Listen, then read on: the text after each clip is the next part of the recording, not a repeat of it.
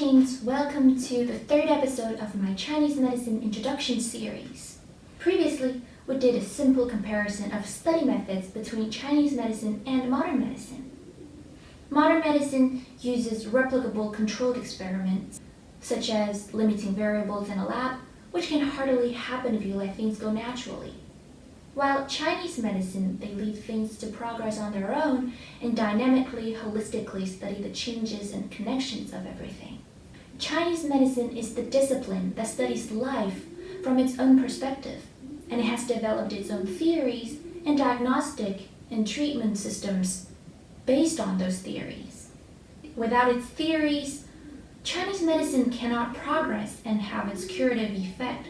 Without its study method, comes not those theories. So why does Chinese medicine have a different way to study life? Why modern medicine wasn't developed from China by itself? Why does Chinese philosophy study the world holistically and dynamically? And how do they realize that everything is connected? And is it important? Why? So for the first half of this episode, I will try to answer these questions. Do you still remember the word 行? And the sentence 形而上者谓之道，形而下者谓之器. Modern medicine mainly stays on the 形 world, the directly perceived world, and then we delve deeper and deeper to make more exquisite studies on the physical world. So, would Chinese ancient people know how to do that? Or at least think of this way to study? They probably knew. Stop something from its natural state, open it up, and explore it. So like in the book of 黄帝内经, we have details of anatomy recorded. Using manipulating way to study can of course aid in knowing more truths, such as its compositions and how those compositions work, how they interact. And this can in turn help us to invent more facilities to aid in our lives. So in Chinese, we give it a name called qi. 形而下者谓之器. Qi. Qi means machine in modern Chinese. I guess we can translate it as artificiality here. However, from this way of study, what can we learn from our lives? Our lives. What is the meaning of life? And how can it direct us on how to live? On our living, how and why do we exist? In medicine, if we really see our patients as true human beings, these are the basic questions we should keep in mind. So, Chinese medicine, not being confined by substance, we jump out of this physical dimension, also to study the values of lives and everything. And this is called Dao. Dao, 形而上者谓之道. Not chopping off their natural connections in both space and time. I think a lot of you may have already heard of Tao or Taoism. I mean the philosophy, not the religion. The ancient Chinese values Tao more than Qi, and thus modern medicine study method wasn't frequently practiced in ancient China. Because if we just stop on this physical dimension and try to find out the smallest components of everything, this is a reduced, dividing way of study, and then whatever we're studying on has lost its nature, which couldn't show us the truths completely. In the world being seen from a Tao perspective, we found out that everything has relatively two opposing properties, or forces, and those two forces are actually interacting unceasingly. In Chinese, we call it Yin and Yang. In the book of The Shorter Science and Civilization in China, written by Joseph Needham, he quoted sentences from Mozi. Every living creature partakes of the nature of heaven and earth and the harmony of yin and yang. It is said that living creatures are surrounded by yin and envelop yang, and that the harmony of their lives processes depends on the harmony of the two forces.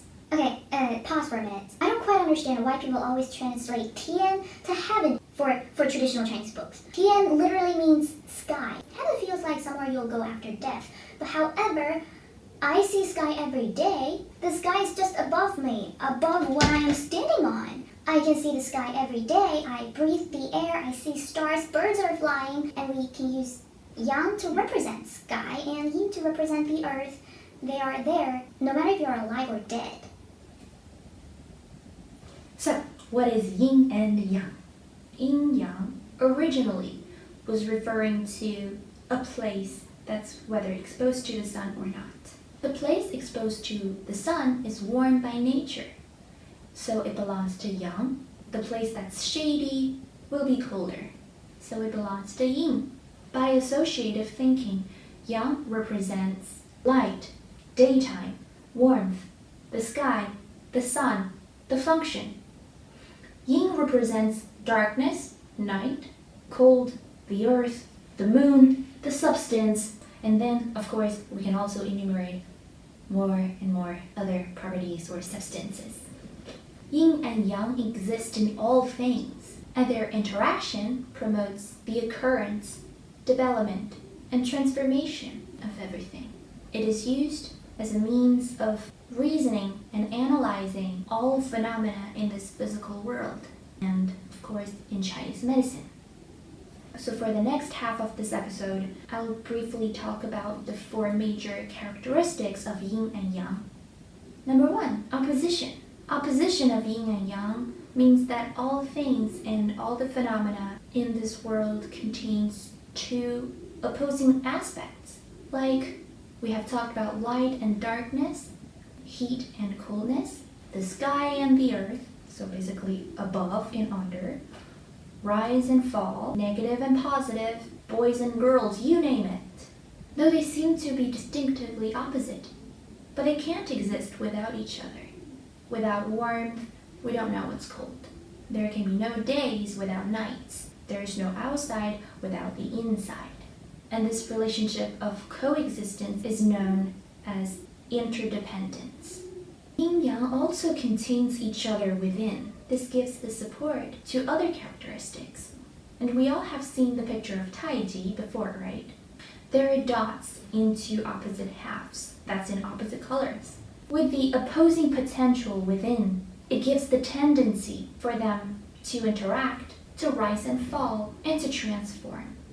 Like we say sky is yang and earth is yin, this yang has to fall into earth, and this yin has to rise into sky. And they interact to form seasons and lives. And because they contain each other, they can be further divided into infinite yin and yang, like the upper body. Up, upper, being yang, the lower body being yin. So the top of the upper body, we can say that's yang of yang, and the lower part of the upper body, we can call that yin of yang. Okay, the last characteristic, yin and yang are always in dynamic state. So their quantity rise and fall, and they sometimes transform into each other. So let's say when yang is rising, yin usually will fall. And then in nature, we can say that night is turning into daytime, and the seasons are getting warmer. And when yin is rising, yang is falling, day becomes night. Season turns to winter. Yeah, those four characteristics usually works in a harmony and keep balance of the world, and in Chinese medicine, keep balance of our lives. Everything has yin yang always interacting.